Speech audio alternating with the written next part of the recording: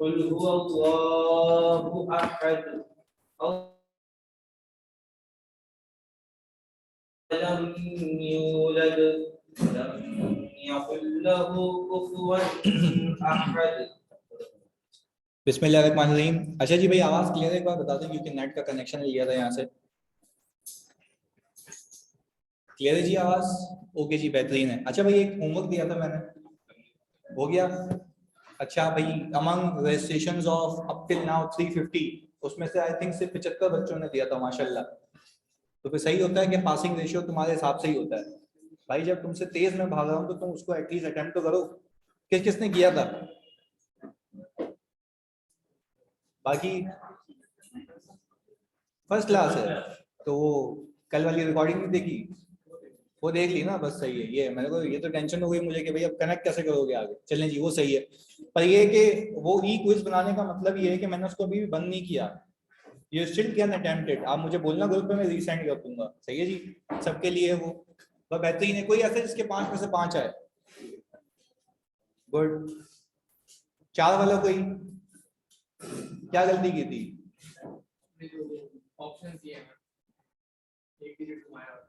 अच्छा चलें जी, आज फिर इंशाल्लाह एक और ऐसा ही देंगे। जो जो होता रहेगा वैसे हम कवर करते रहेंगे उसको क्विज के जरिए। बिस्मिल्लाह करते हैं। अच्छा, कल मैंने जो क्लास करवाई थी उसको हल्का फुल्का रिकैप करते हैं। मैंने कहा था कि भाई फाइनेंशियल इंस्ट्रूमेंट की डेफिनेशन कुछ इस तरीके से है। शुरू यहाँ से होता है एक ऐसा कॉन्ट्रैक्ट कितने लोगों के बीच में which give rise to financial asset of one party. फिर हमने कहा था भाई फाइनेंशियल एसेट में रटा नहीं लगा, हमने समझा फाइनेंशियल एसेट का मतलब होता है shares of another company, right to receive or itself cash. अच्छा, डेरिवेटिव्स वगैरह भी होते हैं तो वो सी ए फाइनल में वो तुम्हारे कोर्स का पार्ट नहीं है, तो इसलिए मैंने हटा दिया, वो तुमसे डिस्कस भी नहीं किया अभी।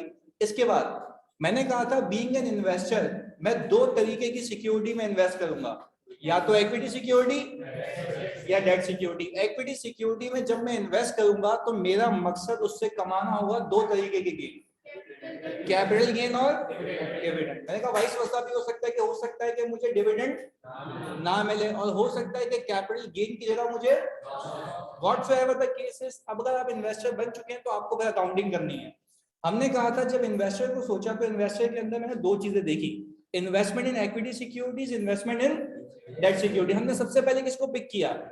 इक्विटी सिक्योरिटीज को। यानी अगर मैं किसी कंपनी के शेयर्स में इन्वेस्ट करने जाता हूं तो क्या करना है हमने यहां से शुरू किया, फिर इसको एक स्टेप आगे लेके गया। मैंने कहा कि जब मैं किसी कंपनी के शेयर्स में इन्वेस्ट करूंगा तो आपको स्टैंडर्ड ये कहता है कि आपको इसको किस पे रखना है, कोई ऑप्शन नहीं है, you have to carry that investment at. Very good यार। चले, अगर हमें उसको फेयर वैल्यू पे रखना है तो कितने मॉडल अलाउ किए जाए? Fair value through, fair value through. अच्छा, कोई मुझे तुम में से ये बता दे कि क्यों 2 मॉडल लगाए गए और पाबंदी का क्यों है? ताकि मैनिपुलेशन। ऐसे तो आपकी इतनी अच्छी रिपोर्टिंग हो जाए कि आपकी इन्वेस्टमेंट भी हो, लॉस भी छुप जाए और आपके पीएनएल पे कोई हिट ना है। तो इसलिए कहा गया कि once you are in one model you will remain in that model. आप वहां से मूव नहीं कर सकते क्योंकि कोई टोपी ड्रामा अलाउड नहीं है। अच्छा, फिर आपको कहा गया कि अगर आपकी strategic investment means long term investment, तो आपको ये कहा गया कि भाई आपकी नीयत से ये लग रहा है कि आप कभी भी उसका हिट पीएनएल में, तो आपके लिए मॉडल कौन सा है? अच्छा, व्हाट इफ के अगर वो सवाल में कहे कि कंपनी को फिर भी मस्ती है फेयर वैल्यू थ्रू पीएल की, तो मना, वो फेयर वैल्यू थ्रू पीएल में जाएगा बट वहां से कभी move whatsoever the cases gain और लॉसेस ओसीए में जाएंगे या गेन और लॉसेस पीएनएल में। मैंने कल की इलस्ट्रेशन में आपको बखूबी ये बात सिखाई थी, समझाई थी कि भाई अगर मैं इन्वेस्टमेंट को फेयर वैल्यू पर रख रहा हूं तो फर्क सिर्फ इतना है, एक का गेन ओसीआई में मौजूद होगा और एक का गेन पीएनएल से रिटेन अर्निंग है। ये सारी बातें इसलिए कर रहा हूं क्योंकि अकाउंटिंग के साथ साथ हमें रिपोर्टिंग भी सीखनी है। सही चीज साथ साथ। कल का जो मैंने सवाल करवाया था उसमें मैंने ट्रांजैक्शन कॉस्ट को इग्नोर किया था, आज उसको इंक्लूड करते हैं और हाई प्रोबेबिलिटी है कि इक्विटी सिक्योरिटीज पूछेगा कुछ, क्योंकि उसने अब तक ये पूछा नहीं है तो इस पर ज्यादा फोकस करते हैं। मैंने ये कहा कि भाई ट्रांजैक्शन कॉस्ट भला क्या है। मैंने कहा भाई मैं ब्रोकरेज हाउस पे गया, उसने मुझे कहा कि भाई अगर तुम्हें शेयर्स खरीदना है तो मेरा इतना % कमीशन होगा। तो मैंने कहा भाई तू कमीशन क्यों ले रहा? तो बोल रहा और क्या दोगे? मैंने कहा कमीशन ही देंगे ना। तो हमने कहा कि भाई एक शेयर की फेयर वैल्यू इतनी है तो वो बोलेगा इतना % कमीशन मेरा है। तो क्या मैं ये कह सकता हूं to buy any security you need to pay fair value plus transaction cost. तो सर अब पहले यहाँ पे दो मॉडल्स देखते हैं। पहले हम इसकी अकाउंटिंग करते हैं फेयर वैल्यू थ्रू ओसीआई से। बहुत सुकून से बात समझना। मैंने कहा कि भाई पहले मुझे बताओ कि मैंने ये शेयर खरीदे कौन सी डेट पे? 1 जनवरी 2018 पे। कुछ पता नहीं किसने तंदूर बनाया है इधर। 1 जनवरी 2018 पे। अब मुझे एक बात बताओ, जब मैं इस शेयर को खरीदने गया तो इस कंपनी के मैंने कितने शेयर्स खरीदे? 15%। अच्छा देखो, एक बात सवाल में याद रखना, आगे जाके में जो पास पेपर में चीजें हो सकती हैं वो सवालों में एडेड है मेरे। इसने दिया हुआ शेयर कैपिटल, ये अमाउंट है, यानी ये पार वैल्यू है जो बैलेंस शीट में आ रही होती है। क्या मैं इसको 10 से डिवाइड करके नंबर ऑफ शेयर्स निकाल सकता हूँ? अच्छा, मैंने किया ये कि मैंने 1 मिलियन को डिवाइड किया तो मेरे पास कितना आ गया? इसको मैं कह रहा हूं टोटल नंबर ऑफ शेयर्स। ये किस कंपनी के शेयर्स हैं भाई? एबीसी लिमिटेड के। मैंने कहा भाई इसमें से मैंने कितने परचेज किए? 15%। ये आ गया 15,000 शेयर्स जो मैंने एक्वायर किए हैं। अच्छा जी, एक और चीज सुने, जब 15,000 शेयर मैंने एक्वायर किए तो मैं गया ब्रोकर के पास, मैंने बोला भाई मुझे 15,000 शेयर्स चाहिए। उसने बोला भाई बेशक बिस्मिल्लाह 15,000 शेयर्स ले लें। मैंने कहा भाई एक शेयर कितने का चल रहा है? तो उसने मुझे बताया कि भाई जनवरी 1, 2018 पे एक शेयर कितने का है, क्योंकि मैंने इसी दिन तो खरीदा इसको। तो मैंने कहा सबसे पहले मैं यहाँ पे एक एंट्री बनाऊंगा जनवरी 1, 2018 पे। मैंने कहा भाई मुझे बताओ एसेट की फेयर वैल्यू कितनी है इसकी? 28। मैंने कहा भाई 28 रुपए के हिसाब से शेयर्स देते हो? उसने बोला नहीं, मैं 28 रुपए पे कमीशन चार्ज करूंगा हर एक शेयर पे। तो उसने कहा कि भाई आप इसके अंदर ऐड कर दें। अच्छा, वो कितने परसेंट दी हुई है सवाल में? 1%। अच्छा, अब इसको लॉजिकली भी डिस्कस करते हैं, कितना आ गया? 0.28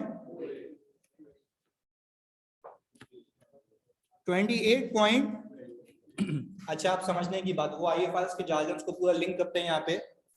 समझने की बात बच्चों इसमें यह है कि तुम अगर किसी को बताओ कि तुम्हें ये शेयर्स कितने के पड़े, तो तुम क्या 28 कहोगे?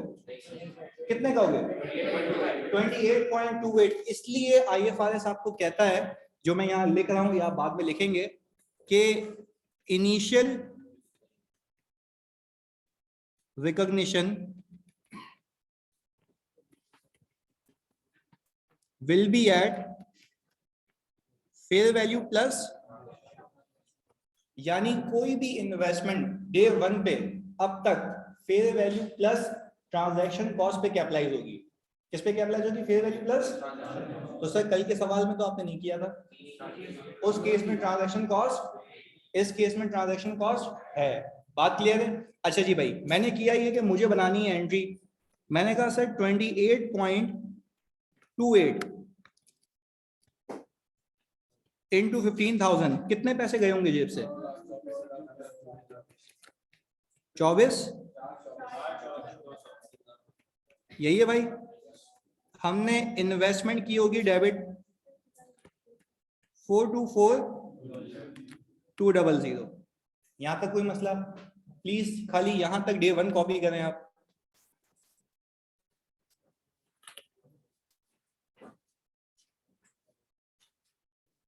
क्या हमने सिर्फ 15,000 शेयर्स खरीदे और डे 1 पे हमने fair value plus transaction cost पे इसको कैपिटलाइज किया जी? एक्सपेंस डेबिट नहीं किया, अभी बता रहा हूं 1 मिनट में। अभी कैपिटलाइज किया मैंने, सही है जी? अच्छा भाई, कॉपी करते करते ही सुन लो। ये एक बच्चे ने ये कहा कि सर आपने ट्रांजैक्शन कॉस्ट का एक्सपेंस क्यों नहीं बुक किया? रीजन दे रहा हूं, सब सुनोगे, पहले सब सुनो। आपको आईएफआरएस 9 ये कहता है कि जब आपने सिक्योरिटी को रखा हुआ है फेयर वैल्यू थ्रू ओसीआई पे, तो जब आप उसका कोई गेन और लॉस पीएनएल में नहीं लेके जा रहे, तो उससे रिलेटेड ट्रांजैक्शन कॉस्ट भी पीएनएल में। लॉजिकल बात है, सही है? तो सर क्या आप ये कह सकते हैं कि फेयर वैल्यू थ्रू पीएनएल में ट्रांजैक्शन कॉस्ट कहाँ जाएगी? पीएनएल में। अभी वो करेंगे तो वो देख लेंगे, पर एक बात याद रखिएगा, फेयर वैल्यू थ्रू ओसीआई में जब उसका गेन लॉस पीएनएल में नहीं जाता तो उसका ट्रांजैक्शन कॉस्ट भी पीएनएल में, इसलिए वो कहता है कि आप उसको डे 1 पे कैपिटलाइज करिएगा। इसलिए हम कहते हैं initial recognition will be at fair value plus transaction cost.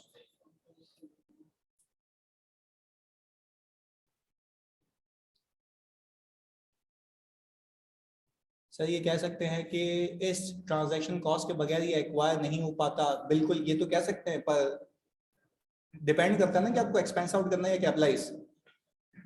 उरूज बिल्कुल ये पीडीएफ शेयर होगी ग्रुप में, पर जो लिखने की चीजें वो तो हम नोट करेंगे ना, बिल्कुल पूरी पीडीएफ शेयर होगी।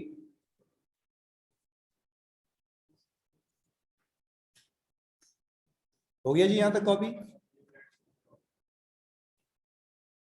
फेयर वैल्यू टू ओसीआई लाजमी लिखिएगा।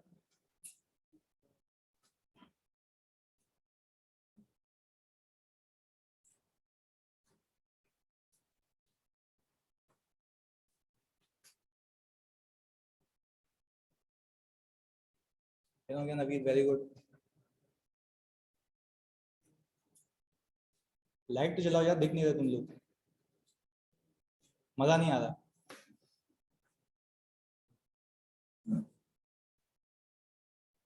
अफीफा बस अभी हमने शुरू की ये क्लास और हमने ये कहा है कि कल की क्लास में ट्रांजैक्शन कॉस्ट नहीं थी, इस क्लास में ट्रांजैक्शन कॉस्ट है।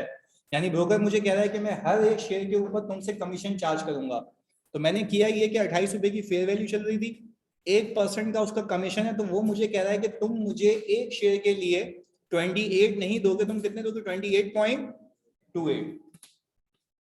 अच्छा तुम्हें मार्केट के नाम बताता हूँ फिर हम आगे चलते हैं ताकि तुम्हें क्लैरिटी है। जिस बंदे ने तुम्हें शेयर्स बेचे होंगे उसकी जेब में कितने जाएंगे? 28, तो ये 0.28 भी ले रहा है, वो अपने लिए ले रहा है, सही है जी। पर तुम बीइंग एन एक्वायरर तुम अपनी पंचायत करोगे कि तुम्हें क्या करना है, तुम्हें क्या करना है, उस 28 को भी कैपिटलाइज करना है और 0.28 को भी कैपिटलाइज करना है। तो अफीफा फिर इन्होंने ये पूछा, बच्चों ने अच्छा सवाल पूछा कि सर इसमें एक्सपेंस आउट क्यों नहीं हो रही ट्रांजैक्शन कॉस्ट पे? मैंने बताया उसमें बेसिस में लिखा हुआ है कि भाई जब आप इसका गेन और लॉस पीएनएल में लेके नहीं जाते तो उसके रिलेटेड जो भी एक्सपेंसेस हैं वो भी पीएनएल में कहां जाएंगे? कैपिटलाइज हो जाएंगे। क्लियर? ये हुआ अब तक भाई। चलिए जी, ये तो यहां तक की कहानी हो गई। अब हम देखते हैं आगे क्या हुआ। डिविडेंड डिक्लेयर किया है 20% का एबीसी कंपनी में। क्या मैं कह सकता हूं एबीसी कंपनी वो कंपनी है जिसके मैंने शेयर्स एक्वायर किए हैं? ऐसा ही है। कितने परसेंट का डिविडेंड दिया उसने? कौन सी डेट पे? जून 1 2018 पे। अच्छा अब मैं अगर बात कहूं, तुम्हें याद आ रहा होगा कैश फ्लो। कैश फ्लो में हमने ये मतलब जलील हो के सीखा है कि हमारा जो डिविडेंड है वो किस पे लगता है? ओपनिंग शेयर कैपिटल पे, पार वैल्यू पे। याद आ रही है? अच्छा जी, क्योंकि अब मैं जो आगे क्विज़ेस दूंगा, सवाल दूंगा, उसमें प्रीमियम वगैरह भी दिख रहा होगा सामने वाली कंपनी का जिसका कोई काम नहीं होगा, तो हर चीज दी हुई है उसको इस्तेमाल नहीं करते। सही है जी, ये बात आपने याद रखनी है। आगे सुने, नहीं डिपेंड करता है ना, अभी आगे जाके मैं शेयर्स चेंज कर दूं फिर देखो बोनस किस पे या डिविडेंड किस पे मिलता है? वो शेयर्स जो उस वक्त मौजूद थे। हमने इसमें आसानी के लिए रखा हुआ है कि कोई शेयर्स की मूवमेंट नहीं हुई है। सही है जी। अच्छा अब एक चीज सुनिएगा, एक बच्चा दिमाग में पीछे बैठ के सोच रहा होगा कि यार शेयर परचेज के तो शेयर तो ज्यादा हो गए होंगे ना, शेयर कैपिटल सेम है, इसके खाली ओनर्स क्या हो रहे हैं? चेंज हो रहे हैं। एग्जाम्पल दे रहा हूं ताकि आप सब इस चीज को एब्जॉर्ब करें। मैंने कहा भाई मैंने इनिशियली जब कंपनी बनाई थी तो मैंने 1 लाख शेयर इशू किए थे, 10,000 इसके पास, 25 उसके पास, 10 उसके पास, 5 उसके पास, ये ऐसे मेरे शेयर्स फैले हुए थे, पर कुल मिला के कंपनी ने कितने इशू किए? मैं अब इस 1 लाख शेयर्स का मालिक, इससे ये हो जाए, इससे ये हो जाए, मैं हो जाऊं, कंपनी की जात पे कोई इफेक्ट, खाली ओनर्स क्या होते हैं? चेंज होते हैं। ये यही केस है। बात क्लियर है? अच्छा जी, कंपनी का टोटल शेयर कैपिटल 1 मिलियन का है। कंपनी ने क्या किया होगा? खाली हमें बुला के बोला होगा तुमको डिविडेंड दे रहा हूं। हाँ बोल रहा है भाई, सबको दिया होगा, सिर्फ मुझे या सबको?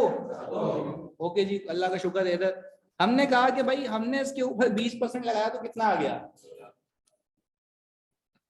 अच्छा आपको याद होगा सामने वाली कंपनी जो कि ये डिविडेंड दे रही है, उस कंपनी ने एंट्री क्या बनाई होगी? अरे सर रिटेन अर्निंग डेबिट और कैश, भूल गए? रिटेन अर्निंग डेबिट और कैश, भाई अल्लाह की कसम ये बनाई होगी ना, तो सीखा हुआ उसके पर्सपेक्टिव से भी सोचना बता रहा हूँ। यहाँ तो अभी दूर की बात है, पहले ये देखो उसने क्या बनाई होगी। उसने अपने तमाम शेयर होल्डर्स को कितना डिविडेंड दिया है। अच्छा, अब ये 2 लाख रुपए का डिविडेंड इसकी जेब से निकला है, हर एक शेयर होल्डर की जेब में जाएगा। मैं इस कंपनी का कितने % कमा लेगा, तो मेरी जेब में पूरा आएगा या 15%? वेरी गुड यार। तो सर हमने टेक्निकली ये किया, ये आ गया 30,000 रुपए। क्या मैं ये कह सकता हूं भाई कि 1 जून पे 2018 पे मेरे पास आएगा कैश डेबिट कितने का भाई? मेरी आ गई भाई डिविडेंड इनकम कितना? सर ये सीधी सीधी चली गई है पीएनएल में। ये सीधी सीधी कहां चली गई? पीएनएल में। अब लॉजिक कि सर उसका गेन ओसीआई में जाएगा, फेयर वैल्यू को देखो, वो पाबंदी फेयर वैल्यू गेन पे। डिविडेंड एक नॉर्मल गेन है जिसका आपका कंट्रोल, तो क्या ये जेन्युइन इनकम है? ये जेन्युइन इनकम सीधी सीधी कहां जानी चाहिए? पीएनएल में। इससे आपके फेयर वैल्यू के मॉडल का कोई ताल्लुक नहीं है। तो हम ये लिख क्यों नहीं लेते इस एंट्री के बाद कि चाहे फेयर वैल्यू थ्रू ओसीआई हो, चाहे फेयर वैल्यू थ्रू ओसीआई हो, चाहे फेयर वैल्यू थ्रू पीएनएल हो, dividend will always be parked in P&L, चाहे फेयर वैल्यू थ्रू ओसीआई हो, चाहे फेयर वैल्यू थ्रू पीएनएल हो, dividend will always be parked in PNL. क्योंकि देखो टोपी ड्रा में मैनिपुलेशन कहां हो सकती है बताओ? फेयर वैल्यूएशन है ना। डिविडेंड में कोई टोपी ड्रा में हो सकता है? जो तुम्हें मिला है वो सबको मिला है, तो इसमें कोई पाबंदी नहीं है, इसमें सीधा सीधा कहां जाएगा? पीएनएल में। सही है जी, ये बात आपने याद रखनी है। अच्छा भाई, अब मैं आ गया सर 31 दिसंबर, जिसको मैं कह रहा हूं ये है मेरी रिपोर्टिंग डेट। इस दिन पे आके मैंने देखा कि मेरा शेयर कितने का चल रहा है? 35 का। अच्छा भाई 35 का चल रहा है फेयर वैल्यू।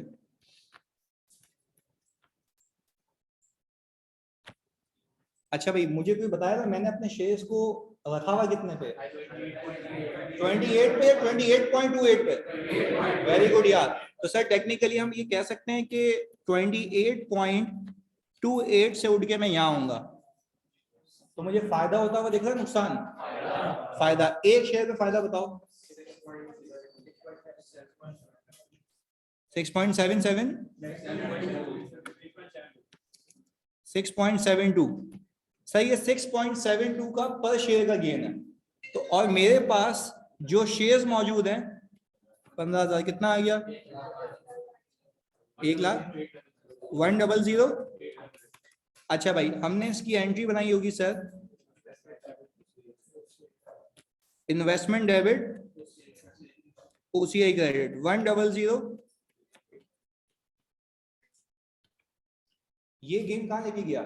क्योंकि इस मॉडल का नाम है फेयर वैल्यू थ्रू ओसीआई। अच्छा जी सर, इस पूरे सिनेरियो में आप मुझे ये बताएं कि आपने सर रिपोर्टिंग डेट पे ट्रांजैक्शन कॉस्ट को कंसीडर क्यों नहीं किया?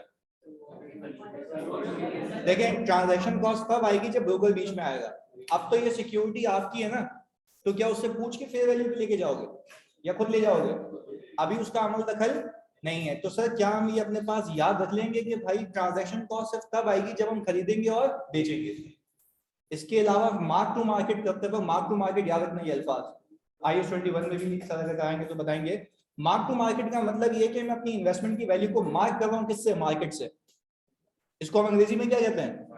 Mark to market. यानी मैंने अपनी इन्वेस्टमेंट को मार्क किया हुआ है मार्केट से कि जैसे मार्केट ऊपर जाएगी मेरी इन्वेस्टमेंट भी नीचे आएगी तो नीचे आ जाएगी। बात क्लियर है? तो हम टेक्निकली अपनी इन्वेस्टमेंट को उठा के किस पे ले आए? फेयर वैल्यू पे। अच्छा अब इसी के लिए मैं यहां पे अगर इसके बैलेंस शीट के एक्सट्रैक्ट बनाऊं तो सर मेरी इन्वेस्टमेंट 15,000 इंटू 35 पे होनी चाहिए। शॉर्टकट में कितना आ गया?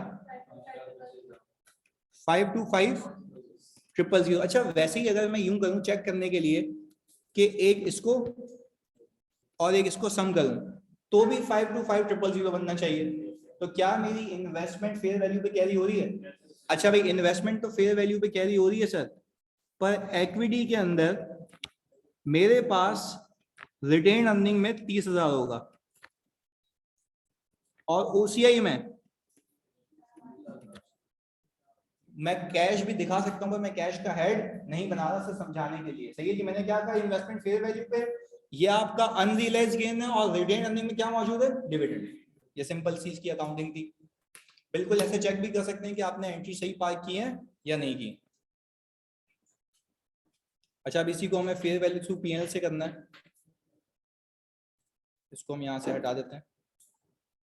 भाई यहां तक क्लियर है बात? ये कॉपी कर लें प्लीज अगर नहीं किया तो।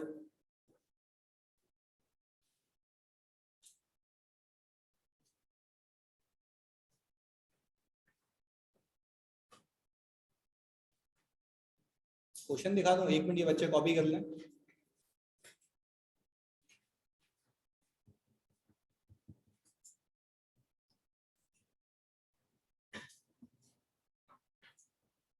अली, ट्रांजैक्शन कॉस्ट जब कंसिडर करेंगे वो सिर्फ एक ही वक्त पे करेंगे जब हम खरीदेंगे। सही है अली? सिर्फ खरीदते वक्त, और बेचते वक्त अभी वो सीखेंगे। ये बैलेंस शीट के एक्सट्रैक्ट जरा लाजमी बनाइएगा, क्योंकि आपने फिर आगे ऐसे ही प्रेजेंट करना होगा इसको।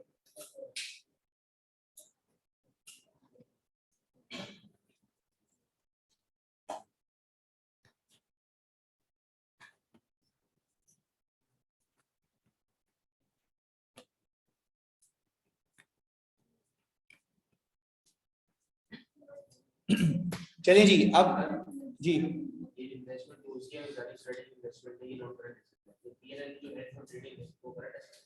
अगर आपको लगता है कि 1 साल में बिक जाएगी तो करंट में आएगी। नहीं, वैसे भी अगर रखो उसको तब भी वो उसमें रह सकती है, कोई मसले वाली बात नहीं है। सही है। अच्छा 1 सेकंड रुकिएगा, इधर देखिए। मैंने कहा सर अब इसी को हम सॉल्व करेंगे किससे, फेयर वैल्यू थ्रू पीएनएल से। हमारे पास टेक्नोलॉजी है तो हम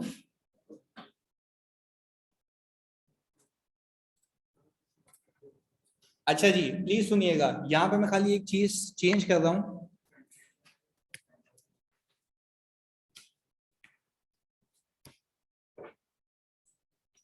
इनिशियल रिकॉग्निशन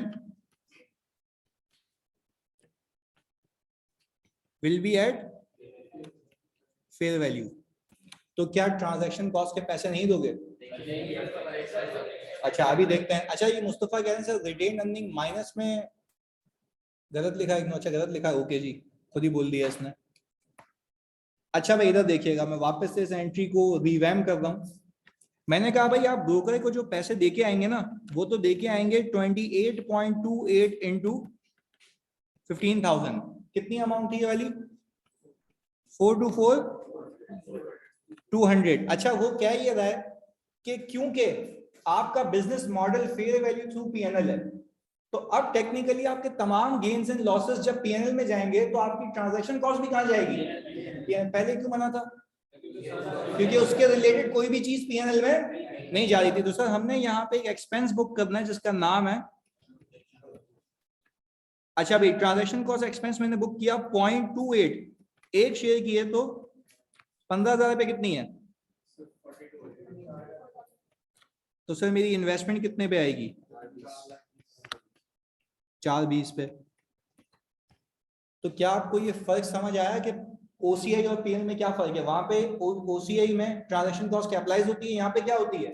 एक्सपेंस आउट होती है। तो हमने वो यहाँ पे लिख दिया। सही जी, प्लीज कॉपी करें इसको। इसके बाद हम सवाल पे सवाल करेंगे।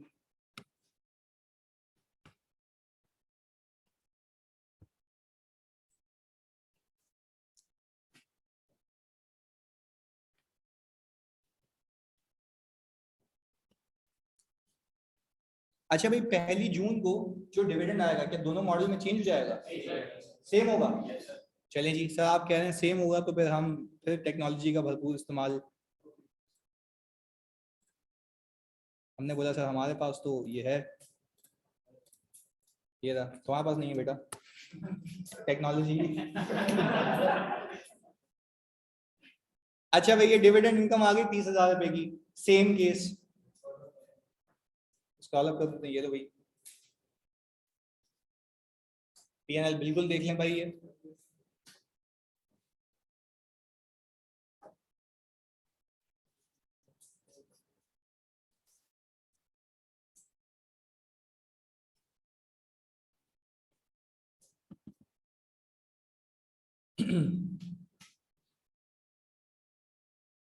हाँ जी, हो गई पहली एंट्री। सचिन डन। अच्छा भाई, ये डिविडेंड की भी सेम है सर। तो सर क्या ये क्यों करवा रहा हूँ मैं दोनों साथ? इसलिए ताकि आपको एक माइंड मैप बना रहे कि दोनों में फर्क क्या है। आगे सुनिएगा। बिफोर मूविंग फर्दर एक चीज सिखा दूं। किसी नशई ने मुझसे ये नहीं पूछा कि ये जो ओसीआई का बैलेंस है ये कब तक ओसीआई में रहेगा?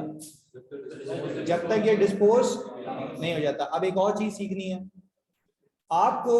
IFRS 9 ये कहता है, क्योंकि मैंने पाबंदी लगाई थी कि ये कभी भी पीएनएल में नहीं जाएगा।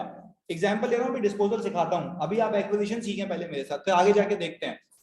भाई आपको IFRS ये कह रहा है कि लोग ये भी तो कर सकते थे कि चलो आप कह रहे हो ना जब तक बेचा नहीं तब तक ओसीआई में, तो बेच के क्या मैं इसको पीएनएल में लेके जा सकता हूँ?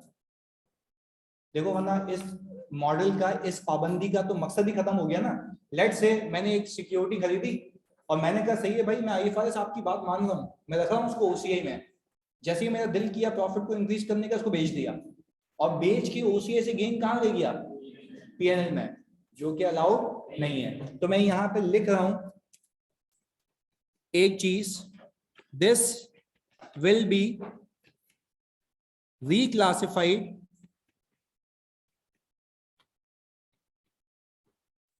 Directly in retain earning.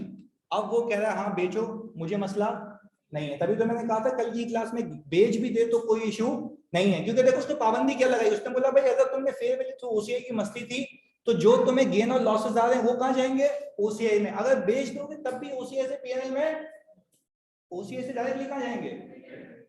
यानी सर गेम ये बन गई कि फेयर वैल्यू थ्रू ओसीआई में जितने भी गेन्स है वो कभी भी पीएनएल का मुंह नहीं देखेंगे, क्योंकि उस पर रिस्ट्रिक्शन शुरू से लगा दी गई है।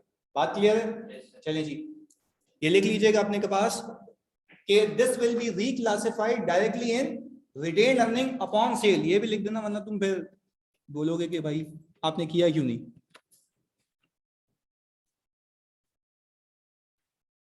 सही है जी? ऑनलाइन वालों बता दो ये बात क्लियर है? ओके जी सर, अब हम इस पे आ गए। हम आ गए सर 31 दिसंबर पे। प्लीज जल्दी बताओ इस दिन फेयर वैल्यू कितनी थी? 35। अच्छा, आप मुझे एक और बात बताओ, आपने इन्वेस्टमेंट को कैरी कितने पे किया हुआ है? सर 28.28 था ना, वो ओसीआई था। यहाँ पे आपने कैपिटलाइज ही 28 किया था, तो कंपेयर भी किससे करोगे? 28 से। तो सर यहाँ पे जो गेन आया 7 पर शेयर और आपके पास 1,05,000। सर हमने ये कहा कि भाई 1,05,000 की एंट्री ये बनेगी इन्वेस्टमेंट, और सर हमारे पास फेयर वैल्यू गेन पीएनएल में क्रेडिट। क्लियर है जी ये बात? अच्छा भाई, अब ऐसे ही आपके समझने के लिए मैं यहाँ पे अगर पीएनएल बनाऊं तो आपका फेयर वैल्यू गेन कितना है? आपकी ट्रांजैक्शन कॉस्ट कितनी थी? 4,200। नेट गेन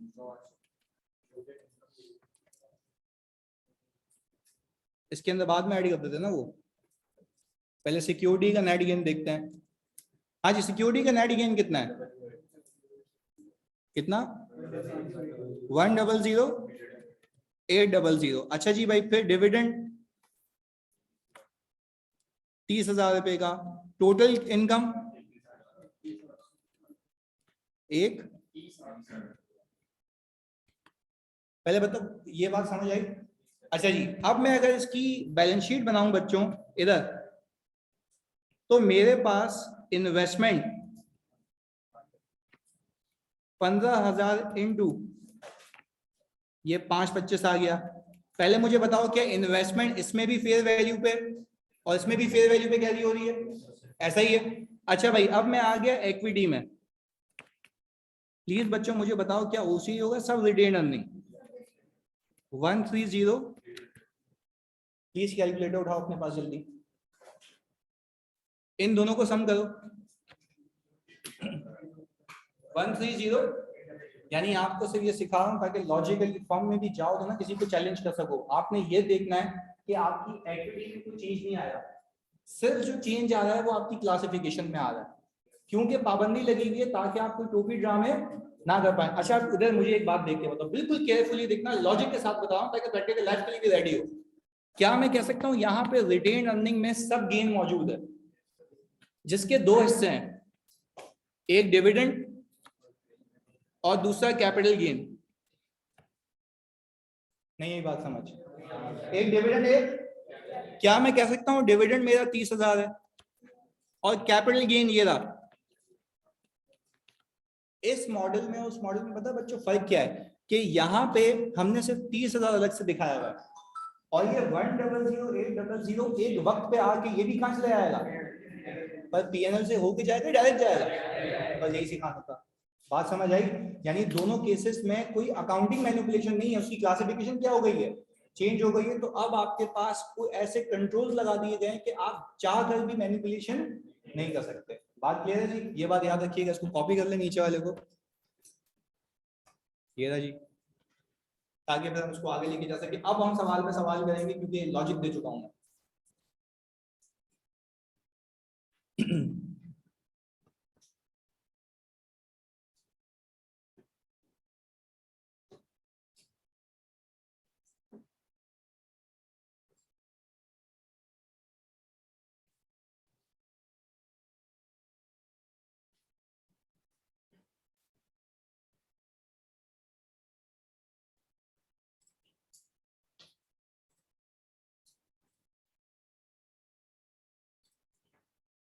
हो गया कॉपी है?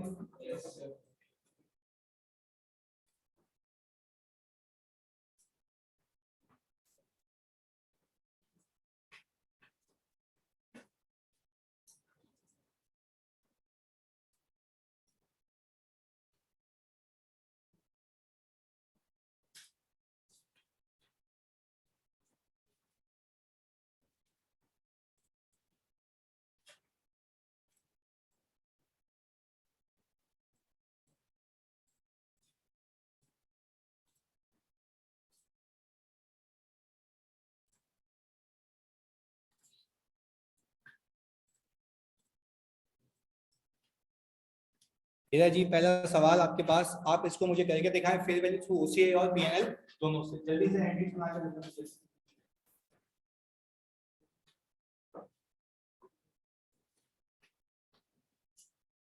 बिल्कुल ऐसा है, फेयर वैल्यू मॉडल वाली रिस्ट्रिक्शन है वो गेन लॉस पे भी अप्लाई होगी। देखो गेन और लॉस पे ही अप्लाई होती है ना आसान, जो फेयर वैल्यू गेन लॉस है रिस्ट्रिक्शन तो है ही उसके लिए, बस डिविडेंड पे तो कोई पाबंदी ही नहीं है।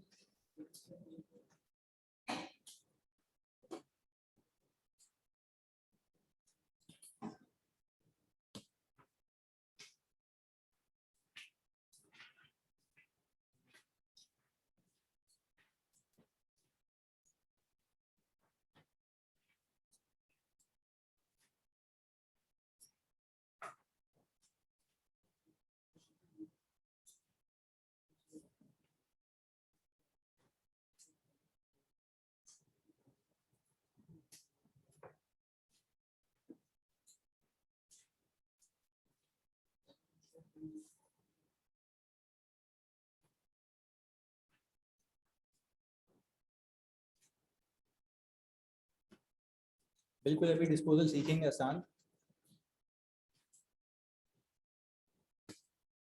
ये आपकी बुक का पहला सवाल है, कोशिश है कि 100 तक आ जाए बुक।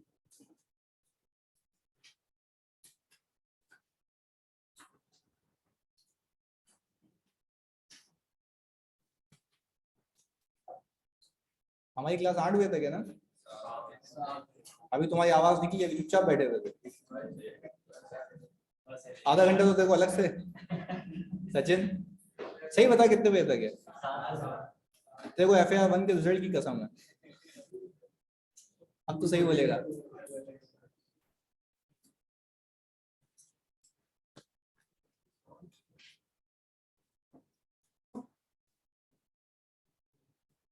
सही है, 7 तक है, ओके।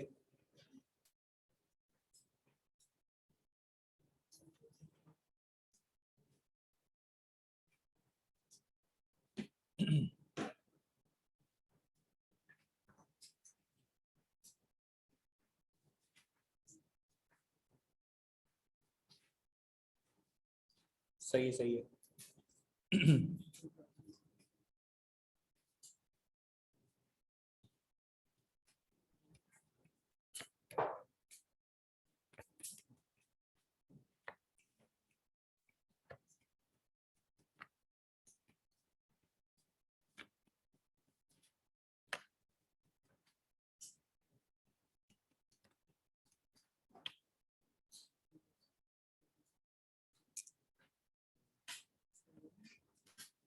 हाँ भाई, हो गया सवाल। ऑडिट मैं मंडे से इंशाल्लाह शुरू करूंगा, क्योंकि वो सर बेसिक्स देते हैं कि ऑडिट के कुछ जार्गन्स बता दें, फिर मैं आऊँगा रिस्क के टॉपिक से मंडे से इंशाल्लाह।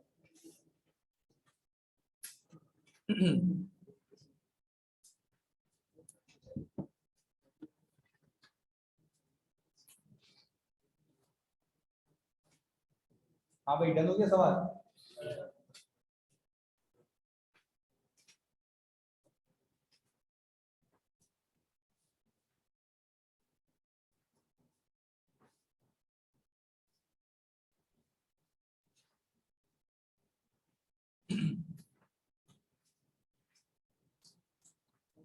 यस यू विल डेफिनेटली, मिलेगी, बिल्कुल मिलेगी। अच्छा भाई, सबसे पहले तो राफे जानी मुझे ये बता दे कि पहले दिन की एंट्री क्या बनाई। दोनों में, दोनों में investment debit cash credit, transaction cost भी आएगी। चलो जी, अगर मैं यहाँ पे पहले बात करूं तो वो डेट ऑफ एक्विजिशन है जनवरी 1, 2019।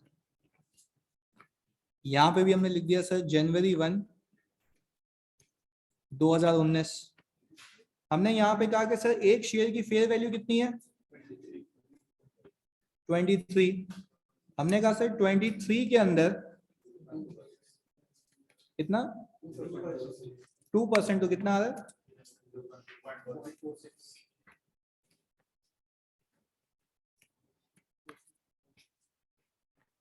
अच्छा भाई, इस पे तो इनिशियल रिकॉग्निशन हो जाएगी fair value plus transaction cost पे नहीं, ट्रांजैक्शन कॉस्ट यहाँ पे कैपिटलाइज हो जाएगी। तो हमने किया ये कि भाई हमने यहाँ पे इन्वेस्टमेंट को डेबिट किया, कैश को क्रेडिट किया, 23.46 इंटू 2500 कितना आ गया, 58650।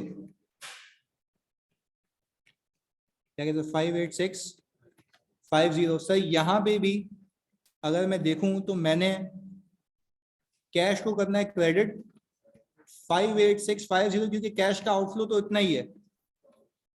ट्रांजैक्शन कॉस्ट एक्सपेंस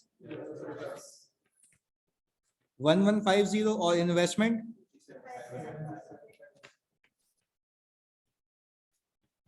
सबने यही बनाई थी भाई। ओके जी, हमने कहा कि भाई फिर हमारे पास डिविडेंड आ गया 1 अगस्त को।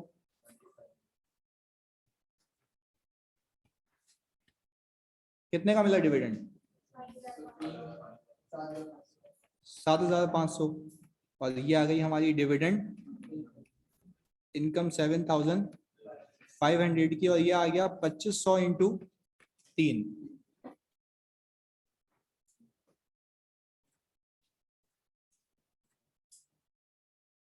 ये हो गया जी हमारे पास दोनों। अच्छा भाई, अब रिपोर्टिंग डेट के ऊपर हमारे पास जो आ गई 31 दिसंबर 2019, इस पे हमने फेयर वैल्यू कितनी आ रही है रिपोर्टिंग पे, 31.5। कैरिंग अमाउंट कितनी थी पर शेयर,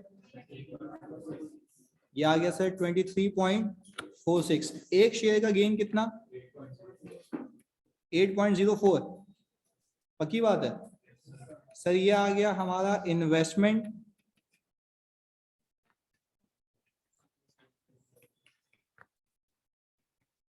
यही है 2500 इंटू 8.04। यहाँ मजबूरी है, कॉपी नहीं कर सकते। कैरिंग अमाउंट कितनी है, फेयर वैल्यू आ गई, पर शेयर का गेन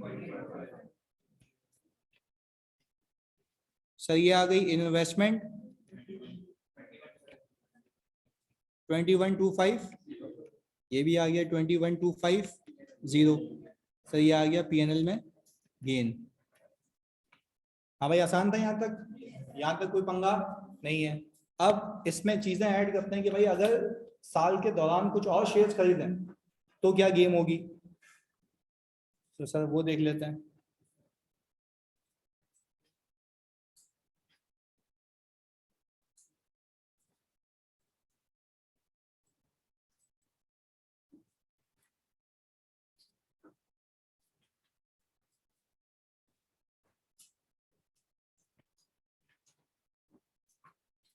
भाई नहीं, एक मिनट, ये होमवर्क लिख लो तुम।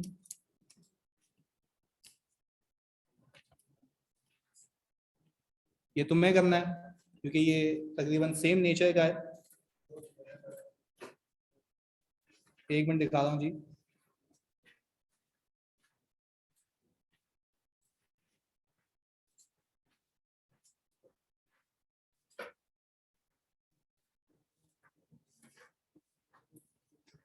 ये आ गया जी आपके पास सवाल। क्वेश्चन नंबर 2 होमवर्क है, मैंने इसी में चिपका दिया, जब पीडीएफ मिलेगी तो आप उसमें से देख लेना। अभी वो ऐसे ही ऑनलाइन है। चलिए जी, देख के करना इसको।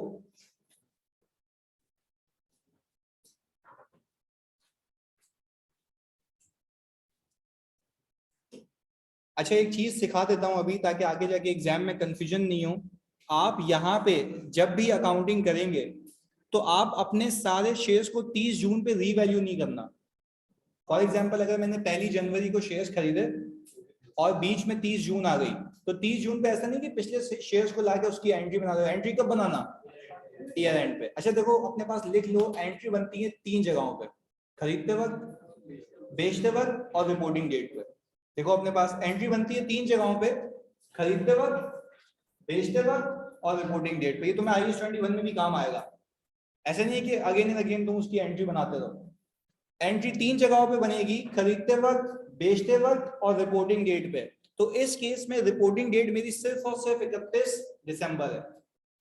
सही है जी। अब करें सवाल को सॉल्व ताकि आपका टाइम बचे। मेरी रिपोर्टिंग डेट सिर्फ दिसंबर है, दैट्स इट।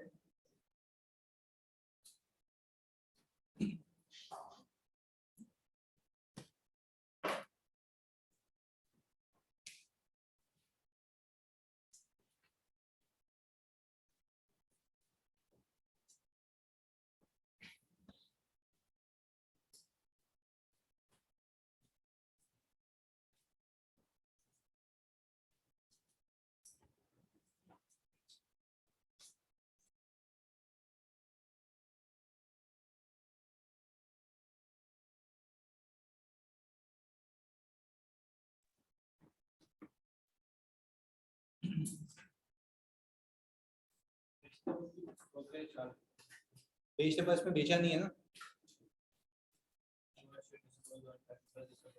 आगे में डिस्पोजल की एंट्री नहीं बनाना, डिस्पोजल की एंट्री मैं बताता हूँ। आप खाली बस आगे तक इसको लीजिए, डिस्पोजल की एंट्री नहीं बनाना, वो मैं बनवाता हूँ। भाई डिस्पोजल की एंट्री मैं बनवाऊंगा, आप लोग नहीं बनाना, सही है। मैं अगेन रिपीट कर रहा हूँ, एक चीज सिखाऊंगा फिर, क्योंकि मैंने इसमें सारे शेयर्स बिकवाए।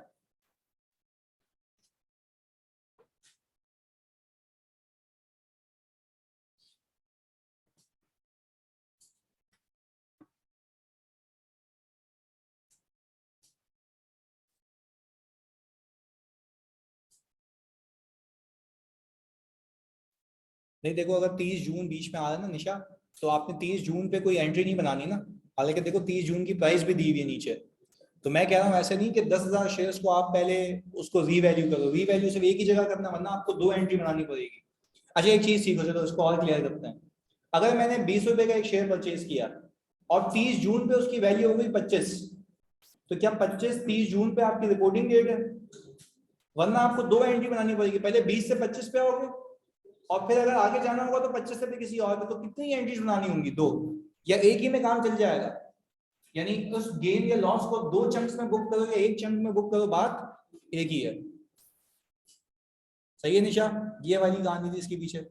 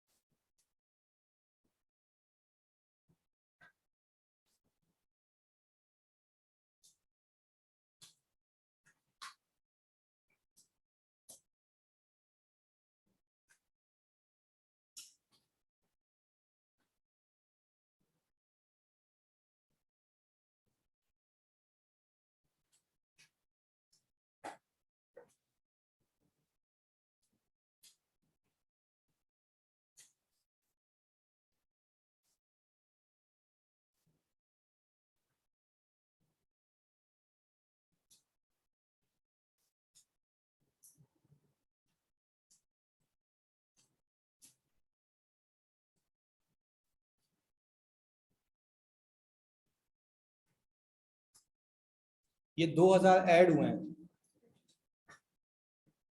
सही है, 2000 ऐड हुए हैं। जब जब न्यू परचेज करूंगा तब तब लगेगी, बिल्कुल। हमारे 2000 ऐड हुए हैं।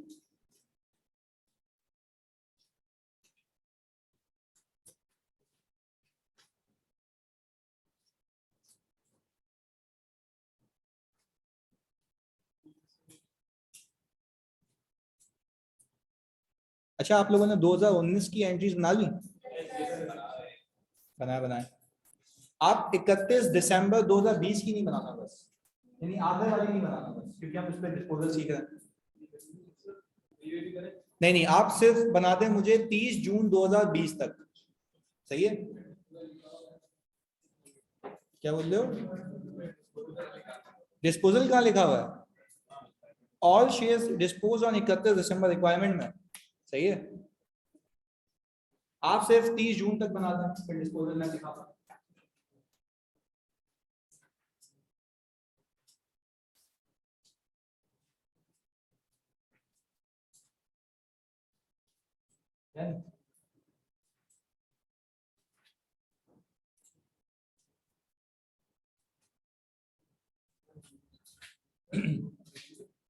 जी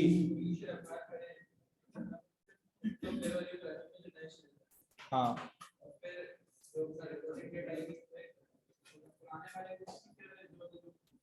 देखो आप पहले जब 2019 की बात कर रहे हो तो उसमें तो सिर्फ वही है। जब नए शेयर एक्वायर कर रहे हो ना तो उसको रिकॉर्ड कर लेना, पुराने वाले को रीवैल्यू नहीं करना, नीड नहीं है ना। बिल्कुल, ये 2000 के लिए भी ट्रांजैक्शन कॉस्ट कंसीडर होगी, हर वक्त जब परचेज करेंगे तब होगी। ओके जी, वेरी गुड।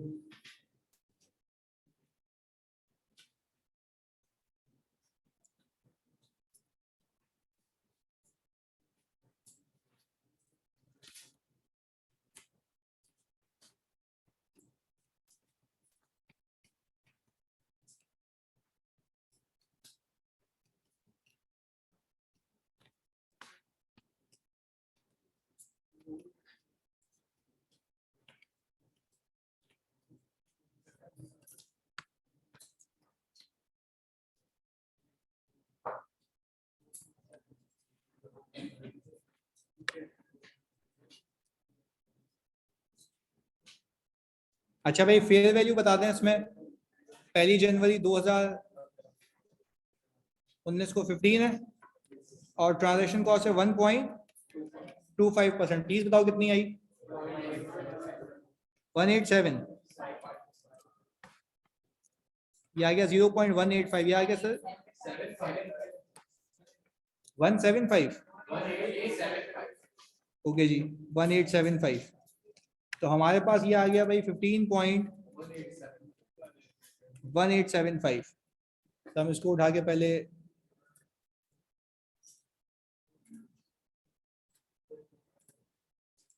ये कर लिया हमने भाई। पहले हमने कहा सर अभी जो डेट है वो है जनवरी 1 2019। हमने इसमें इन्वेस्टमेंट को करना है डेबिट और कैश क्रेडिट कितने से 151875। Very good 151875।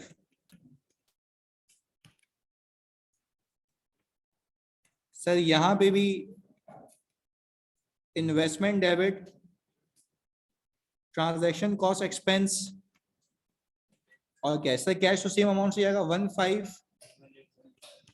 Transaction cost expense कितना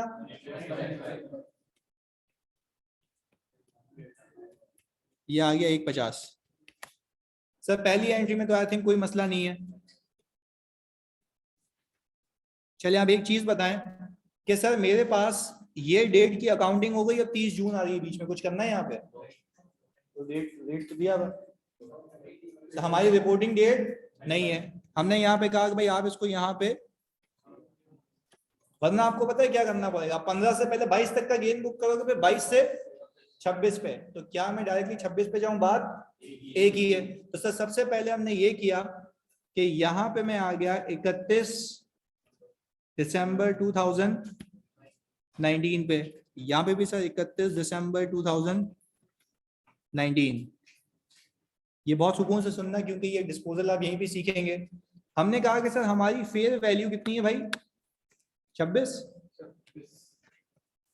26 है और कैरिंग अमाउंट कितनी थी 15.1875। अच्छा सर यहां से यहां मूव हो रहे हैं कितना 81। अच्छा भाई 10.8125 का पर शेयर का गेन है। तो मैंने कहा कि भाई हम करेंगे इन्वेस्टमेंट को और ओसीआई को कितने से भाई 108।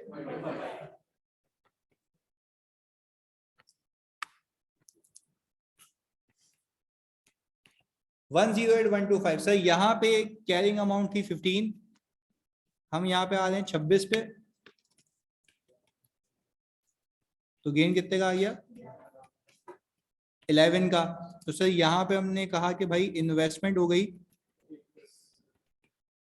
110 से और सर पीएनएल में गेन क्रेडिट हो गया 110 से।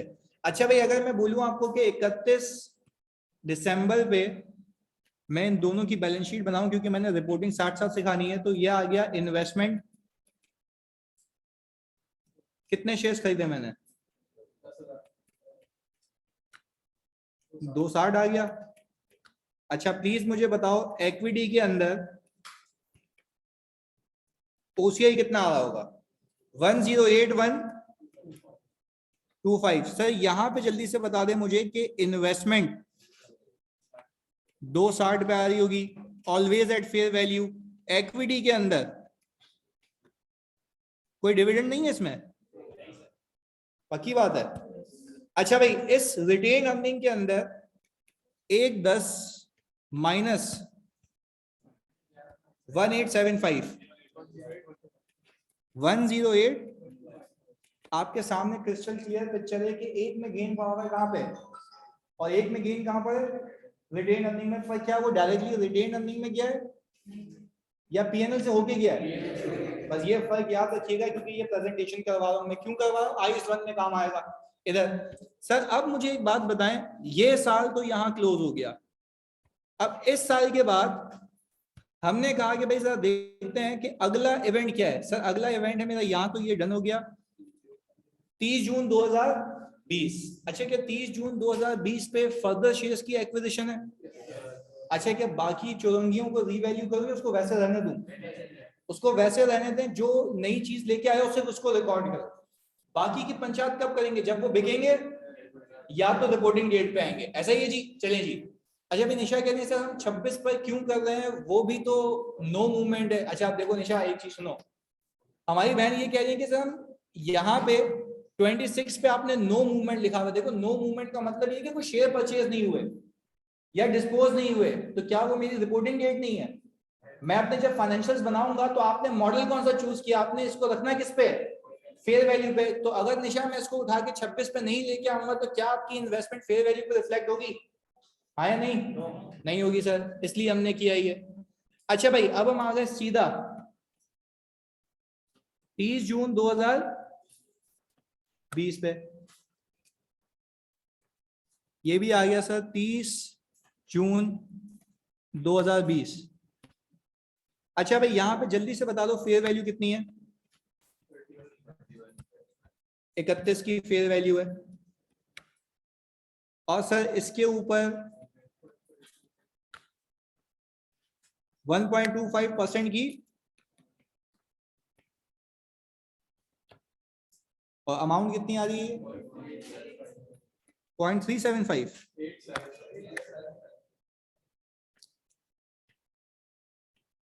ये आ गया सर 31.3875। सर आपने सिंपल इन्वेस्टमेंट को किया,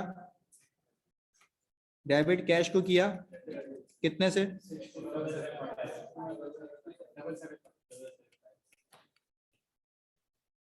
ये हो गई कैपिटलाइजेशन आपकी। सर आपने कहा यहां पे इन्वेस्टमेंट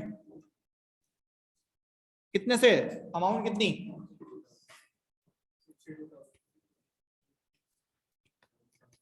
अच्छा, ट्रांजैक्शन कॉस्ट एक्सपेंस कितना? 7.5। कैश ये आ गया जी हमारे पास। अच्छा जी सर, ये हमारे पास उस दिन का वाकया है जब ये शेयर्स एक्वायर हुए हैं। अच्छा भाई, अब मैं आ गया रिपोर्टिंग डेट पे। ये तुमने केयरफुली सुनना है क्योंकि आगे तुमने अप्लाई करना है। अगले सवाल में एक्विजिशन डिस्पोजल दोनों चल रहे हैं। इधर देखिएगा मत, फोकस के साथ, नहीं समझ आया आप क्या पूछना इधर। अच्छा, पहली चीज तो मैं ये बता दूं, क्या तुमने इन शेयर्स को रिपोर्टिंग पे अपने पास रखा है या बेच दिया? बेच दिया। मैं यहाँ पे एक चीज लिख रहा हूँ याद दहानी के लिए।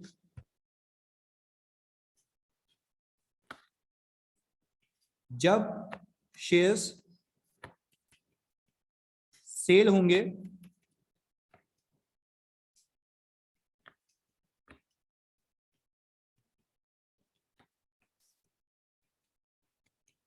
पहली चीज मैंने लिखी है, जब शेयर सेल होंगे तो मार्क टू मार्केट नहीं करना।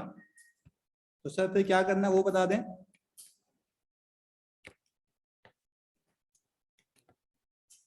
पैसे ले आना। सर ये समझते हैं आप बात। भाई मुझे एक बात बताओ, कितनी बड़ी बेवकूफी होगी एग्जाम के अंदर कि पहले मैं शेयर को फेयर वैल्यू पे लेके जाऊं, फिर पैसा लेके आऊं, फिर इन्वेस्टमेंट को निकाल दूं, या फेयर वैल्यू वाला स्टेप इग्नोर करूं। रीजन है, समझो मेरी बात। भाई अगर ये शेयर्स मैंने नहीं बेचे होते ना, तो मैं इन तमाम शेयर्स को किस पे लेके जाता? फेयर वैल्यू पे, और मेरी इन्वेस्टमेंट की अमाउंट मेरी बैलेंस शीट में रिफ्लेक्ट होती। पर क्या अभी तुम ये बात मानते हो कि जब मैंने शेयर्स को बेच दिया है तो रिपोर्टिंग डेट पे 1 रुपए की इन्वेस्टमेंट भी मेरी किताबों में शो नहीं होनी चाहिए? तो मैं तुमसे पूछता हूँ दो अप्रोचेस। पहली अप्रोच, पहले मैं इन्वेस्टमेंट को उठा के किस पे ले जाऊं और फिर इन्वेस्टमेंट को डी रिकॉग्नाइज करूं, या तो डायरेक्टली पैसे ले आऊं। दोनों में से अप्रोच कौन सी सही है? पैसे लेके आने वाली। अच्छा जी, अब एक और चीज यहां पे जो लिख रहा हूं, ओसीआई का आज तक का गेन रिटेन अर्निंग में ट्रांसफर होगा। मैं कह ये रहा हूं कि फॉर एग्जांपल, अब तुम मुझे बताना, इधर सारे काम खत्म करके सिर्फ फोकस करो, एक बहुत ही अहम चीज सीखनी है तुमने अभी। अगर मैंने शेयर खरीदा था लेट से 20 का, वो पिछले साल हो गया था 25 का, पिछले साल कितने का गेन रिकॉर्ड किया होगा? क्या वो 5 का गेन ओसीआई में होगा? Very good. अच्छा, वो शेयर इस साल 31 पे आ गया, इस साल गेन कितना रिकॉर्ड किया होगा? 6 का, क्योंकि 5 का पिछले साल। अच्छा, मेरी बात का जवाब दो बहुत सुकून से। अगर मैंने इस साल 6 का रिकॉर्ड किया, पिछले साल 5 का रिकॉर्ड किया, तो रिटेन अर्निंग में 5 फेंकूं, 6 फेंकूं या 11? क्योंकि पूरा गेन रियलाइज हो चुका है। तो आपको सिर्फ यही सीखना था कि जो यहाँ पे लिखा हुआ है ओसीआई का आज तक का गेन कहां ट्रांसफर हो जाएगा? रिटेन अर्निंग में। पहले बताओ ये बात क्लियर है? देखो फिर रिपीट कर रहा हूं, जल्दी बताओ, खरीदा कितने का? 20। पिछले साल गेन हुआ तो 5 का बैलेंस कहां मौजूद होगा? ओसीआई में, पिछले साल का गेन। इस साल और कितना रिकॉर्ड किया? 6 का। मैं कह रहा हूं कि 5 और 6, एक एग्जांपल दो, कौन सा ऐसा हालात वाकयात होते हैं कि 5 और 6 दोनों मेरी बैलेंस शीट में होते, जब ये बिके ना होते? क्या मैं कह रहा हूं कि रिपोर्टिंग डेट पे तमाम शेयर्स बिक गए, तो उन तमाम के तमाम शेयर्स का जो गेन पिछले साल और आज मैंने रिकॉर्ड किया वो तमाम का तमाम उठा के कहां फेंक दूं? क्योंकि आपको रियलाइज अब मुझे उसमें फर्क रखने की नीड नहीं है। पर एक और बात का जवाब दो, क्या पीएनएल से रूट करूं डायरेक्टली इक्विटी? पीएनएल से रूट नहीं होगा। अब वो दूसरी वाली बात समझाता हूं कि पैसे लेके आने वाली बात क्या है, प्लीज समझिएगा इधर। मैंने कहा 31 दिसंबर के ऊपर, पहले तो बच्चों बताओ फेयर वैल्यू कितनी है? 35 है, ऐसा ही है? बहुत सुकून से समझिएगा। मैंने कहा सर 35 है। अब ये अगर समझना है तो प्लीज को फोकस से देखना है इधर, क्योंकि ये मार्केट में चलता है वैसे सिखा रहा हूँ। अच्छा भाई, मैं अपने शेयर्स लेके गया ब्रोकर के पास, वही मुझे उसी नजर से देख रहा है जैसे मैं खरीदने गया था। मैंने कहा ये ले भाई। मैंने कहा भाई एक शेयर मार्केट में कितने का बिकवा के देगा? उसने मुझे कहा 35 का, क्योंकि मार्केट में वैल्यू क्या चल रही है? 35। अच्छा, तो मैंने कहा तो कमीशन उससे चार्ज करेगा ना? मैंने कहा, उसने कहा मेरी बात सुन, मैं खरीदने वाले से भी कमीशन लेता हूँ, बेचने वाले से भी, तो मेरा तो काम ही यही है। तो बोल रहा है कि भाई वरना तो उसके अलावा नहीं बेचेगा। उसने बोला निकल यहाँ से, नहीं बेचूंगा। मैंने कहा भाई गुस्सा क्यों हो रहा है, कमीशन ले ले। बोला कितना कमीशन? बोला वही जो खरीदते वक्त था। कितना? 1.25। बात समझिएगा सुकून से। उसने कहा भाई 1.25 का कमीशन सबके लिए, तुम्हारे लिए भी यही है। प्लीज इस 35 पे 1.25 बताओ। 0.43। पहले अमाउंट बताओ फिर लॉजिक बता रहा हूँ। 56। या जब वो ये कैलकुलेटर पे या फिर अपने कागज पे लिख रहा था, मैंने उसका हाथ पकड़ लिया। मैंने कहा ये क्या कर रहा है यार, माइनस क्यों कर रहा है, ये तो नुकसान है मेरा। उसने बोला भाई मेरी बात सुन, तू 35 के हिसाब से मुझसे पैसे ले ले, फिर मैं तेरे को बुद्धि से रोकूं, फिर बोलूं पैसे वापस दे, या इससे अच्छा मुझसे पैसे ही नेट बेसिस पे ले ले। नहीं आई बात समझिए, वापस समझे। अच्छा मतलब मैं कह रहा हूँ यार, मैं थोड़ा सा अभी कच्चा हूँ दिमाग में, मुझे बताओ एक बात, जब मैं खरीदने आता हूँ तो तुम मुझसे पैसे लेते हो ज्यादा, जब मैं बेचने आ रहा हूँ तुम पैसे दे रहे हो। वो फिर उसने मुझे बात बोली, होशियार नहीं बन, जब तू खरीदने आता है ना तो तू पैसे दे रहा होता है, तो तेरे से मैं उसके ऊपर चार्ज करता हूँ। जब तू बेचने आ रहा है ना तो तू मुझसे पैसे, तो मैं अपना कमीशन काट के दे रहा हूँ। या तो एक काम करते हैं ना, 35 ले, फिर तेरे को रोकूंगा, इसमें से क्या करना, तो तेरे को कितनी एंट्री बनानी होगी? या एक ही बनाए, नेट पैसे ले आते हैं। पहले बताओ बात क्लियर है? यानी अब मैंने आपको ये सिखा दिया बातों बातों में कि जब भी आप इसको बेचने जाओगे तो आपको पैसे मिलेंगे। क्या उस पैसे कम मिलने की लॉजिक पता है? कि वो आपको पैसे देगा नेट ऑफ कमीशन। बात क्लियर है? चलें जी, हमने कहा कि भाई रेदर देन मैं इसको मार्क टू मार्केट करूं, मैं अपने पास पैसे ले आऊं। अब मैं तुमसे पूछ रहा हूं, तुम्हारे पास कितने शेयर्स मौजूद हैं? 10 थे ना? ओके। अच्छा भाई, मैंने कहा कि 10,000 प्लस 2,000, समझने के लिए, याद दिलाने के लिए लिखे हैं मैंने इसको मल्टीप्लाई कर दिया 5625 से। बताओ 12,000 इंटू दिस कितने पैसे आएंगे मेरे पास?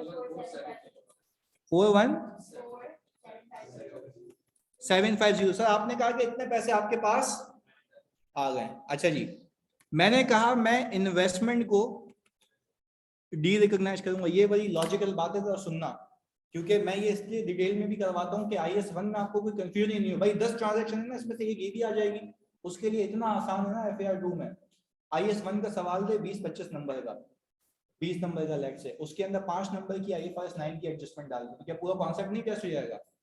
बच्चे कहेंगे कि यार IFRS 9 आया नहीं, तो देखोगे IS1 में छुपा हुआ होगा, कंसोल के साथ आ सकता है। तो हम उसको इंटायरिटी में सोच रहे हैं कि कोई भी एंट्री आएगी मुझे आनी चाहिए। इधर देखिएगा।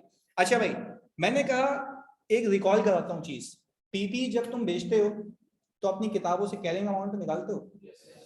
फॉर एग्जांपल 100 का पीपी खरीदा था, 20 का डेप्रिशिएट हो गया, बचा कितना? तो क्या सेम केस हर एसेट के लिए ना, जितने में मौजूद होगा उतने से भाग जाएगा? अब एक एक करके मेरी बात पे फोकस करना, नहीं समझ आया तो वापस से पूछ लेना। पहले इतना बता दो ऑनलाइन वालों, आप सब यहाँ तक कहानी क्लियर है? ये नेट वाली कहानी क्लियर होगी कि पैसे मैं मार्क टू मार्केट क्यों नहीं कर रहा? सर जब मेरे पास रहेंगे ही नहीं तो फेयर वैल्यू पे लेके जाने की कोई नीड, वरना तुम्हें बताऊं कितनी एंट्री बनानी होंगी, 3। सुनो, पहले लेके जाओगे फेयर वैल्यू पे, फिर पैसे लेके आओगे, फिर उसको कमीशन दोगे, कितनी एंट्री? या तो हम एक ही बना लें, बात एक ही है। चले जी, हमने कहा कि भाई हमने ये बिल्कुल ये पत्थर पे लकीर है कि जब भी शेयर्स बेचूंगा तो उसको mark to market simple shares निकाल के फेंक दूंगा, दैट्स इट। अब शेयर्स कितने पे जाएंगे ये देख लेते हैं। मुझे याद आ रहा है मेरे पास 2 लॉट्स हैं, एक 10 वाली और एक 2 वाली। मैंने कहा सर पहले 10 वाली का हिसाब करें। मैंने कहा मेरी 10 वाली लॉट आई थिंक पिछले साल की फेयर वैल्यू पे कैरी हो रही है। सुन लेते हैं इधर देखते हैं। मैंने कहा सर मैं कसम खा के कहता हूं 26 पे कैरी हो रही है। एक एक शेयर का हिसाब रखते हैं ना, टेंशन ही नहीं होगी जिंदगी में। पिछली लॉट कितने पे कैरी हो रही है? तो आप उसको इस पे नहीं लेके आए थे, ये 31 पे नहीं लेके आए थे, तभी मना किया था उसको मार्क टू मार्केट नहीं करना। तो सर क्या मैं इस बात पे एग्री करता हूं कि भाई मेरे ये 10,000 शेयर्स 26 पे कैरी हो रहे हैं तो डी रिकॉग्नाइज भी 26 से ही होंगे? पहली बात ये हो गई। मैंने कहा सर इसका आंसर आ गया 260। मैंने कहा सर एक और पंगा है, जो ये 2000 शेयर्स हैं ये कितने पे कैरी हो रहे हैं? 31 पे या 31.3875? 31.3875। तो सर आप इसको मार्क टू मार्केट नहीं किया था क्या?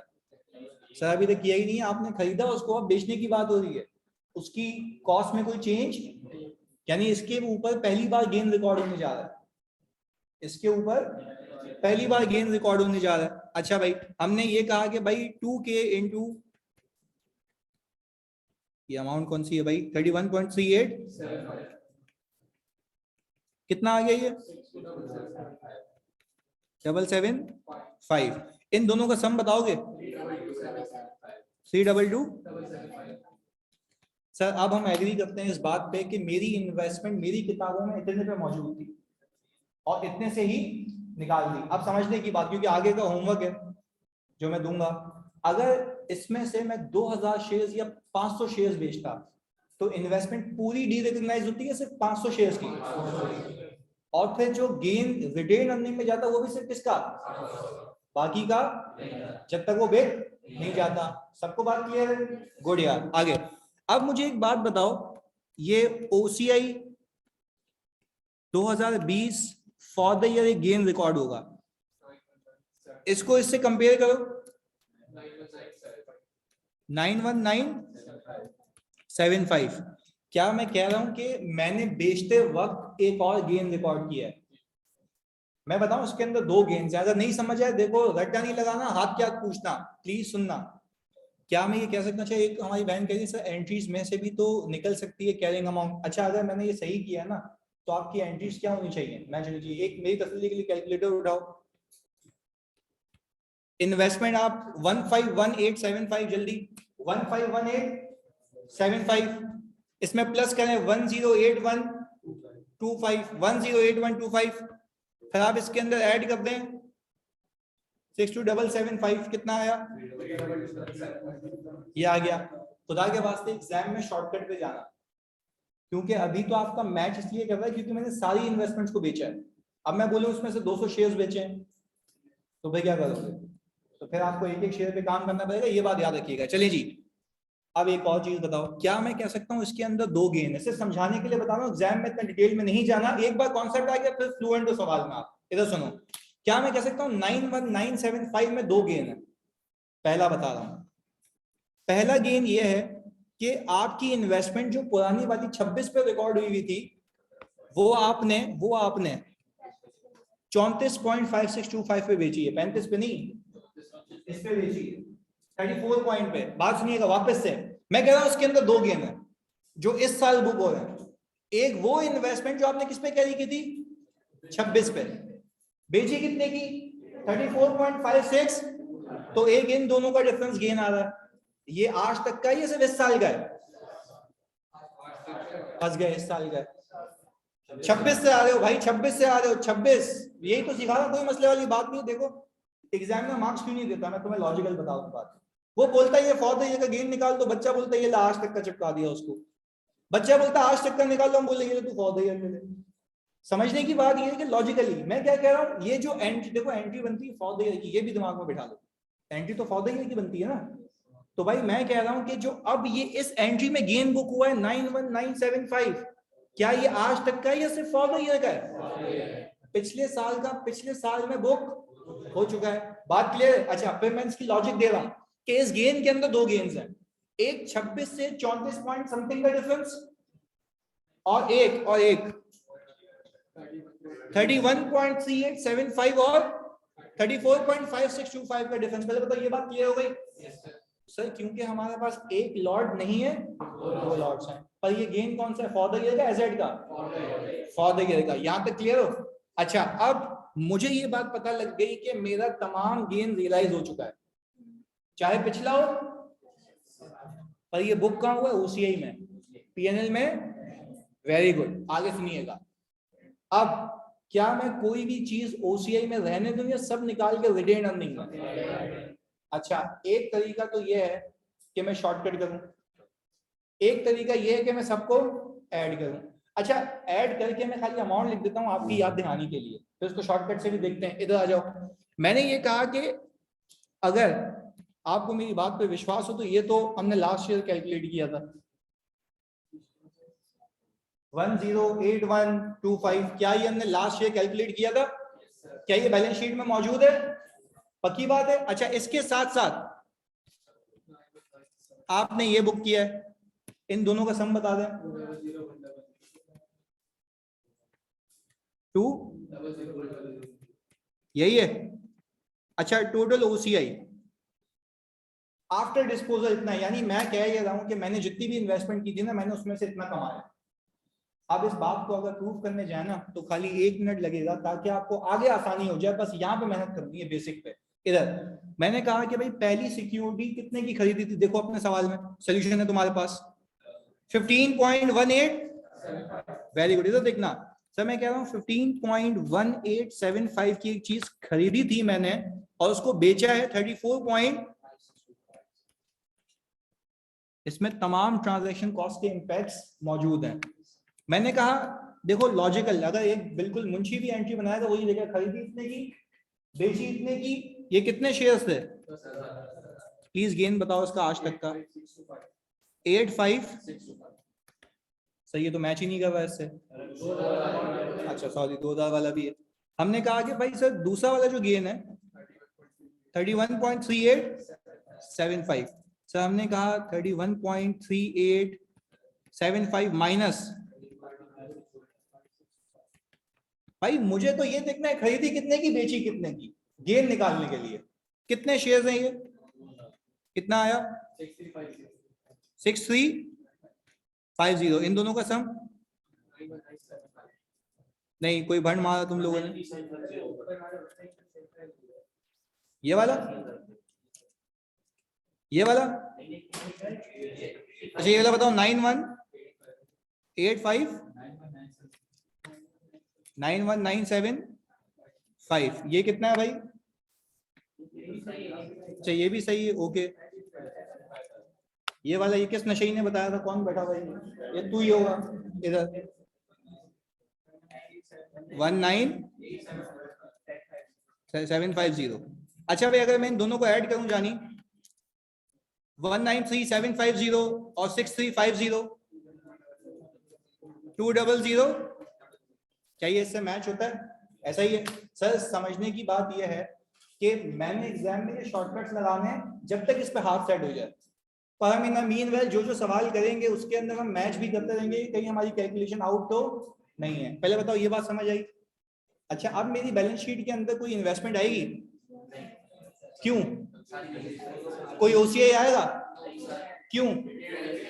अब आखिरी चीज बता दो, आखिरी चीज, ताकि मैं क्लोज करूं उसको, फिर मतलब क्लास को क्लोज नहीं करूंगा डेफिनेटली। इधर एक मिनट खाली एक चीज बताओ मुझे। अच्छा पहले एक चीज मोहब्बत में बताओ तो सही, फिर देखते हैं ना ऑफ होने का सीन। इधर अगर यही एंट्रीज में फेयर वैल्यू थ्रू पीएनएल में बनाऊं तो क्या उसमें कुछ ट्रांसफर होगा? या सब ऑलरेडी रिटेन अर्निंग में ही होगा? सब ऑलरेडी रिटेन अर्निंग में होगा, आपको कुछ ट्रांसफर करने की नीड नहीं है। ये ट्रांसफर करने की पड़ी किसमें? सिर्फ ओसीआई में। तो सर यानी कि दैट मींस कि जब आप फेयर वैल्यू थ्रू पीएनएल करेंगे तो उसमें सिर्फ जो गेन है, प्लीज फोकस होकर सुनना, ये जो गेन रिकॉर्ड होगा ना, ये डायरेक्टली कहां जाएगा? और पीएनएल से सीधी कहां चला जाएगा? हमें कुछ ट्रांसफर करने की, एडिशनल एंट्री बनाने की कोई नीड नहीं है। अच्छा, अब एक और चीज बताओ, क्या मैं ये कह सकता हूं बच्चों के ये गेन तो ऑलरेडी रिटेन अर्निंग में मौजूद है? इस वाले केस में कहां मौजूद था? यहां कहां मौजूद है? वहां पे ओसीआई में मौजूद था, तभी तो नीड आई कि इसको उठा के कहां ट्रांसफर करूं? फेयर वैल्यू थ्रू पीएनएल में बस एक बार एंट्री बन जाती है, उसके बाद मुझे कोई पंचायत नहीं है। पहले बताओ, बात क्लियर है? ओके जी। अच्छा जी, अब एक सवाल कर ले, पहले इसको कॉपी तो कर लो। सॉरी, ये 30 जून तक तो बना चुके हो ना? पक्की बात है? इसकी पीएनएल की एंट्री बनाओ, फिर एक साथ कॉपी करते हैं। आ जाओ, पहले पीएनएल की एंट्री फिर सोचूंगा। अच्छा प्लीज यार इधर देखना, 1 मिनट खाली, मुझे इसकी एंट्री बना दो ताकि हम इसको मैच कर लेते हैं। अच्छा भाई, क्या मैं कह सकता हूँ कैश इसमें भी सेम आएगा? 414750। अच्छा प्लीज मुझे बता दो कि इसके अंदर इन्वेस्टमेंट कितने पे कैरी होगी? सेम होगी? किसका फर्क होगा? ट्रांजेक्शन कॉस्ट का। Very good. अब खाली एक एक करके मुझे बता दो प्लीज, सुकून के साथ समझ के। क्या मैं कह सकता हूं कि पुरानी इन्वेस्टमेंट तो 10,000 इंटू 26 पे ही है, न्यू वाली इन्वेस्टमेंट कितने पे? 31 पे। प्लीज आप ये तो बता दिया मुझे आपने, और ये कितना है? 2000 इंटू 31, 62,000 बस। टोटल कितना? या सर ये नहीं समझ आ रहा, वहां पे इन्वेस्टमेंट 322,775 पे, वहां पे ट्रांजैक्शन कॉस्ट कैपिटलाइज हुई हुई है, यहाँ पे कैपिटलाइज नहीं हुई हुई। अच्छा तो सर मेरा गेन कितना आ गया? 92750। अच्छा खाली कैलकुलेटर उठा लो जल्दी से ताकि मैं इसको मैच करूंगा। 92750 और ये वाला रिटेन अर्निंग 108125, 200, और इसमें से ये 775 माइनस करो, मैच है? सर देखें फर्क क्या है, वहां पे पीएनएल से खुद रिटेन अर्निंग में जा रहा है, यहां से ओसीआई में कहां फेंकना है? दोनों में फर्क ये है। बात क्लियर है? आप कॉपी करें इसको आराम से भाई। ये रहा जी आपका, पहले 31 दिसंबर यहां से शुरू हो रहा है।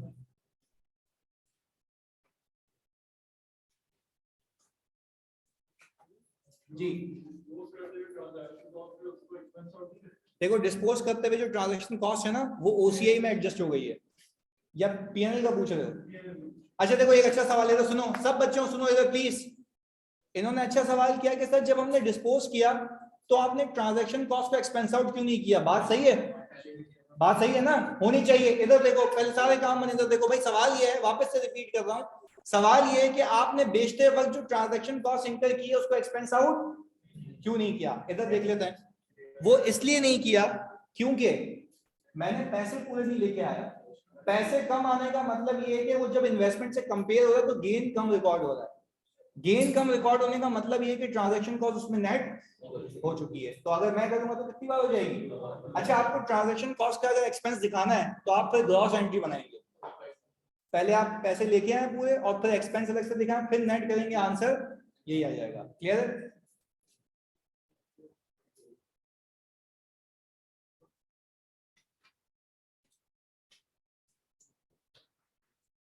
मिशेल कौन सा वाला मैच करवाना बताएं, अभी बता देता हूं मैं, 1 मिनट। कौन सा, ओसीआई वाला गेम पूछ रहे हैं या पीएनएल वाला? अच्छा अजान, मैंने ये कहा कि इन्होंने एक ने पूछा था ये मुझसे कि भाई अगर सर ट्रांजैक्शन कॉस्ट आप बेचते वक्त भी इंकर कर रहे हैं तो आपने उसको एक्सपेंस आउट करके क्यों नहीं दिखाया? तो मैंने उनको ये कहा कि भाई एक्सपेंस आउट इसलिए अलग से नहीं किया क्योंकि आप पैसे ही कम लेके आ रहे हो ना, तो आपका गेन कम रिकॉर्ड हो रहा है। गेन कम रिकॉर्ड होने का मतलब ये कि ट्रांजैक्शन कॉस्ट उसके अंदर ऑलरेडी नेट हो चुकी है। वो भी बता देता हूं मैं, पहले ये एंट्री कॉपी की आपने, अच्छा भाई इधर देखिएगा मिशेल, मैं आपको खाली एक चीज बता देता हूं। इधर हमने सबसे पहले क्या किया, हमने ओसीआई का बैलेंस निकाला। हमने कहा लास्ट ईयर तक का ओसीआई है और इस साल आपने ओसीआई इतना बुक किया। मिशेल ये बात बता देंगे कि यहां तक क्लियर है? 200 100 ओसीआई का बैलेंस था। मैंने इसको उठा के कहां फेंक देना है, रिटेन अर्निंग में। इसकी एंट्री भी बना लो, OCI debit retained earning credit.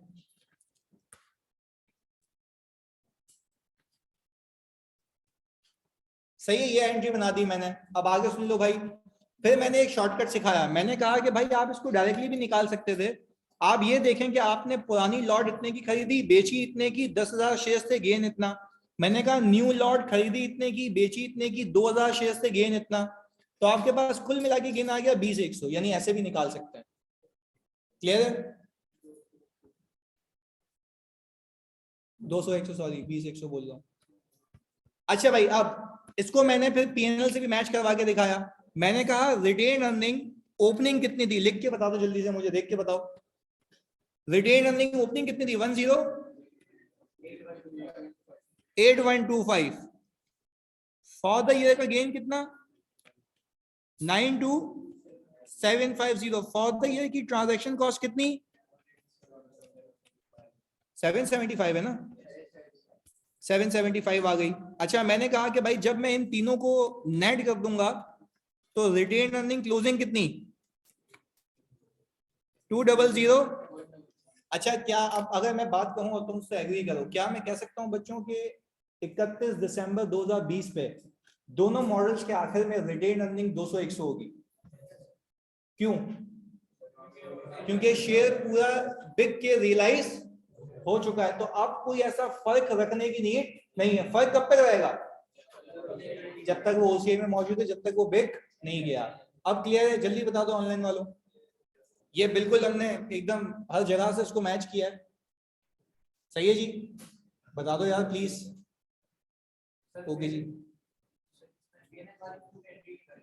PNL वाले में इसके बाद एंट्री नहीं बनेगी, बस यहाँ पे खत्म। सही है? हाँ भाई एक सवाल। बस क्या मतलब? अच्छा ये चले, अभी भले मैं ऑफ करता हूँ, बट ये कि एक होमवर्क दिया है, एक और होमवर्क दूंगा और फिर वो क्विज आएगा। सही है जी? खाली 5 उसमें एमसीक्यूज होंगे मासूम से, वो आपको करके देने। तो वो मासूम से ऐसे होंगे, कैलकुलेशंस होंगी उसमें। मिलते हैं अगली क्लास में। आ रहा हूँ एक मिनट। पीडीएफ अभी भेज रहा हूँ, अभी दस्ती भेज रहा हूँ।